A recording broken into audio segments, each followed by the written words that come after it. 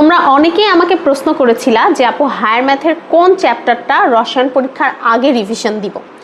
So যারা যারা ত্রিকোণমিতি রিভিশন দেওয়ার বা ত্রিকোণমিতি পড়ার প্ল্যান করছো তাদেরকে একটা কথা আমি বলতে চাই, আমি এসএসসি এবং এইচএসসি দুইবারই হায়ার ম্যাথে ত্রিকোণমিতি পড়িই নাই।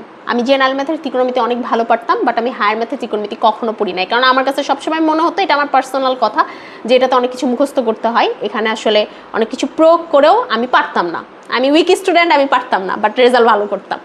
যাই হোক, মেইন কথা হচ্ছে যদি কেউ ত্রিকোণমিতি অংশ টার্গেট করে তার ক্ষতিটা কোথায় আমি বলি। ত্রিকোণমিতি এবং সম্ভাবনা থেকে যে কোনো একটা অ্যান্সার করতে হবে। সো মনে করো তুমি সম্ভাবনা অ্যান্সার করবা, যেটা খুবই অবভিয়াস ব্যাপার, কারণ ওই কোশ্চেনটা অনেক ছোট। এখন তুমি বলতে পারো আপু আমি ওই অংশ থেকে দুটো অ্যান্সার করবো, আমি ত্রিকোণমিতিও করবো, আমি সম্ভাবনাও করবো। তো এটা যখন তুমি এখান থেকে দুটো অ্যান্সার করতে যাবা, অবশ্যই তুমি অন্য কোনো চ্যাপ্টার, সেটা জ্যামিতির হোক, বীজগণিতের হোক, ওখানে কম পড়বা। এখানে ক্ষতিটা হবে যে এমসিকিউর যে অংশটা, সেখানে বলাই আছে ত্রিকোণমিতি এবং সম্ভাবনা থেকে 5টা এমসিকিউ আসবে। তার মানে জানা কথা যে ত্রিকোণমিতি থেকে 2 বা 3টা এবং সম্ভাবনা থেকে 2 বা 3টা এমসিকিউ আসবে। এই 2 বা 3টা এমসিকিউর জন্য তুমি এত হার্ডওয়ার্ক করবা। সো বুদ্ধিমানের কাজ হচ্ছে বীজগণিত অংশ বেশি করে পড়া, কারণ এমনিতেও বীজগণিত যদি তুমি একটা চ্যাপ্টার পড়ো তোমার কমন নাই আসতে পারে, কারণ ওখানে কোশ্চিন আসবে 3টা, তুমি যে একটা চ্যাপ্টার পড়ছো সেই একটা চ্যাপ্টার থেকে কোশ্চিন আসলো না, কি করবা?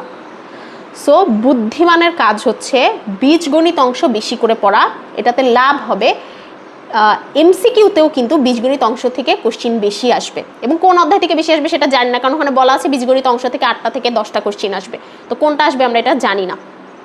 এজন্য আমার পরামর্শ থাকবে বীজগণিতের 4টা চ্যাপ্টারের মধ্যে যেই চ্যাপ্টারটা তুমি সবচেয়ে কম পারো, তুমি অবশ্যই এখানে 3টা বা 2টো চ্যাপ্টার টার্গেট নিচ্ছ, সেই 3টা বা 2টো চ্যাপ্টারের মধ্যে তুমি যেই চ্যাপ্টারটা কম পারো সেই চ্যাপ্টারটা তুমি হচ্ছে পড়বা এই রসায়ন পরীক্ষার আগে। সেটা আজকে রাতের মধ্যে কমপ্লিট করো বা কালকে দিনের সহ নিয়ে কমপ্লিট করো, একদম সুন্দর করে বইয়ের প্রতিটা অঙ্ক করে ওই অধ্যায়ের এমসিকিউ প্র্যাকটিস সহ তুমি কমপ্লিট করে রাখবা। বীজগণিতের 4টা চ্যাপ্টারের মধ্যে যে কোনো একটা, যেটা তুমি টার্গেট নিচ্ছ কিন্তু তুমি হচ্ছে কম পারো, সেই চ্যাপ্টারটা তুমি কমপ্লিট করে রাখবা।